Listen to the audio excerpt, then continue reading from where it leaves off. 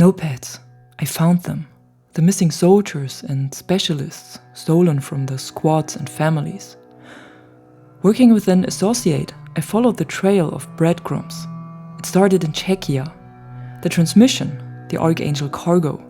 It led us to a Boreas lab, a tomb. I infiltrated this site. I uncovered a conspiracy larger than we thought possible.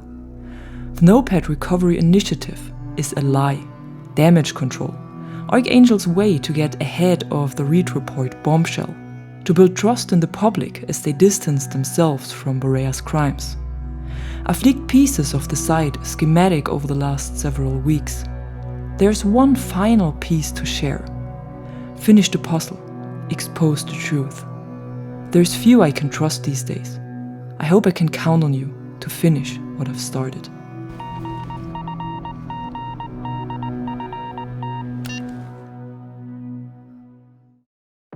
Hey guys, and welcome. I hope you don't mind the different start of the video this time, and I hope I didn't break the immersion too much.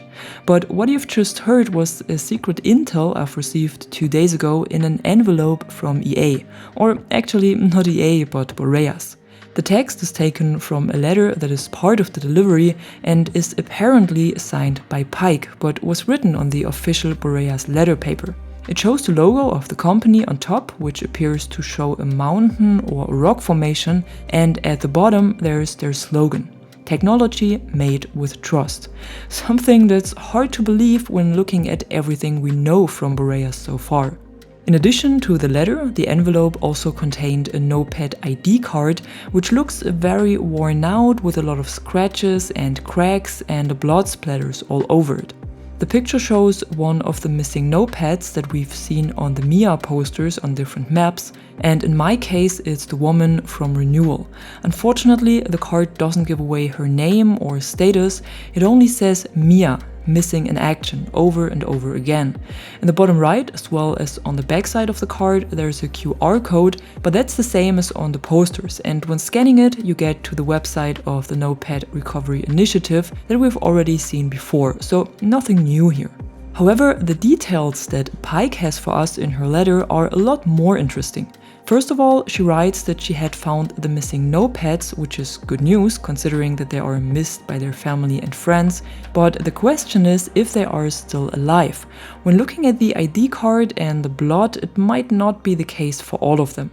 Especially not for the poor woman whose ID card I have, cause apparently Paik got it somehow and was able to take it away without anyone noticing. Paik then describes how she followed the trail of breadcrumbs starting in Czechia, which is surely a reference to the transmitter and the graffitis we've seen in the Easter egg, and was probably meant to be a hint to start the Easter egg hunt if no one would have found it. She further writes that the Archangel cargo led her to the Boreas laboratory, so the container we opened on our glass might be connected to this cargo, or it's a part of the cargo that Archangel has lost. And then she describes the laboratory itself, a tomb. Nothing else, only this one word. But I think every one of us can imagine what this means. It's dark, it's underground, it's spooky, and it's probably the perfect place to hide some horrible experiments. And that's also confirmed by Paik in the next few sentences. Here she writes that the Notepad Recovery Initiative is a lie and only damage control, and that Archangel only wants to get ahead of the Reed Report and distance themselves from Boreas crimes. And this confirms a theory we already have since the first few pieces of intel had dropped. Back when we got the Reed Report about notepads vanishing overnight without any trace, leaving their weapons and radios behind, and the soldier trying to talk about this got cut off and lost signal.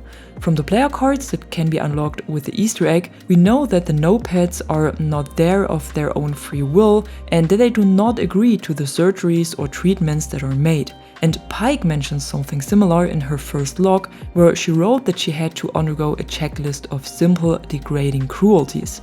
And now we can also hear knocking noises in the underground part of our glass that sound like someone is trying to find contact at the outside or is looking for help. Maybe these signals come from some of the missing notepads that are locked up at Boreas base and try to communicate with tab code. When deciphering the sequence, it says Palace, but there's nothing more to it. Pallas is the name of a titan in the Greek mythology who is considered the father of several gods, who are personifications of aspects of war, such as violence, power, and victory. But so far, no one really found how this name is connected to Archangel or Boreas. Maybe it's simply the name of the actual initiative. Because in the Archangel report that we got back in Season 5 and that describes the connection between the company and Boreas, there was also research and experiments mentioned with neural link technologies and prosthetics. And what would be better test subjects for these technologies than mercenaries out on the battlefield who might be wounded or even lose limbs, like our specialist Zane. And maybe the official Warriors Reborn initiative that successfully restored more than 20,000 soldiers to full operational capacity again wasn't enough for Boreas and Archangel. Maybe they wanted more control, more power, and maybe that's what Palace stands for. But now, all of their experiments and even their secret laboratory seems to be in danger to get exposed to the public, because in an earlier log, Paik had described how she made herself a target for Boreas and how she successfully managed to infiltrate their base. Then she started to leak pieces of the site across different platforms over the last few weeks for us all to see and to puzzle together, what we did successfully. And now there's only one final piece left, which will probably be posted today. Then it's on us to finish the puzzle and expose the truth, like she wrote in her letter. But it also seems like Archangel knows that something is wrong and that they have been infiltrated somehow. Because in the latest Archangel report that we got yesterday, and that only contains 6 readable words, a person called Captain Campbell writes, "Contain, biological, and spy." And then the answer from the other person shows the words "execute on site." So they are apparently aware someone is in their base, surely because of the connections Paik had to establish to send out her intel, and the command is execute on site. And I don't think this could be any clearer. And it also fits to what Paik has written in her log, where she said that she's trying to survive until Irish and the others from the squad realize that something has gone wrong. And now in the letter she adds that there is only a few she can trust and that she's counting on us, fellow notepads, to finish what she has started, which would be to find Boreas base and stop what they're doing. And here's where the map and the puzzle pieces come back into play, because what the map shows is a part of the island of Boreas, north of Scotland, but within it are several marked areas that have been blurred out and a lot of redacted lines and cryptic combinations of letters. And that's what still needs to be solved and where we will probably receive some more intel during the next days, maybe even with a teaser to the new season later this week or early next week.